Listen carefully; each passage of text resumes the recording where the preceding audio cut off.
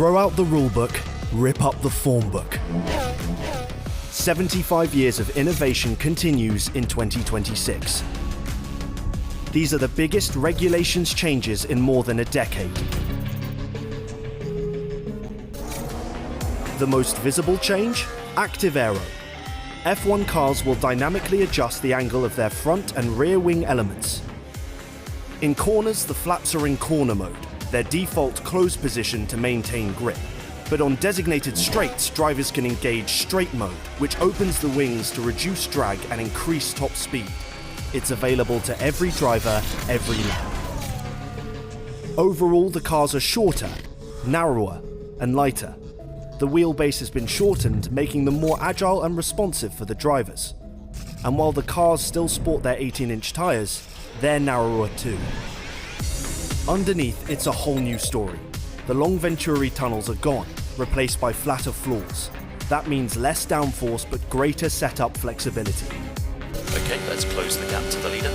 The drivers have a bunch of controls put right in their hands to extract lap time, attack for position, or defend from a challenge. At their fingertips is the boost button, overtake mode, and recharge controls. Boost gives the drivers maximum power from the engine and battery at the push of a button. They can use it anywhere, for attack or defense, so long as there's enough charge in their battery. Overtake is just for attack. Let's close the gap to under 1 second. It gives extra power at top speed to drivers within a second of the car in front. Overtake now available. Essentially replacing DRS. It differs by having one single detection point, which grants drivers the extra electrical energy to deploy for an overtake, or to pressure the driver ahead to make them vulnerable later in the lap. And to power boost an overtake, they'll oversee their battery recharge as well. Working with their race engineer, they'll be selecting from different modes to recharge their battery from braking and engine energy. Boost, overtake, and recharge make drivers tactical masters and add more variables, making racing less predictable. Use boost and overtake to attack this lap. Powering this change is perhaps the most significant update in 2026. At its core, it's still a 1.6-litre V6 turbo hybrid, but the balance of power has shifted dramatically. A near 50-50 split between fuel and electric, pushing hybrid performance to new heights. The car's energy recovery system can now recharge the battery with twice as much energy per lap. As Formula One races towards its net zero goal, 2026 marks a major milestone. The new power units run on an advanced, sustainable fuel for the first time.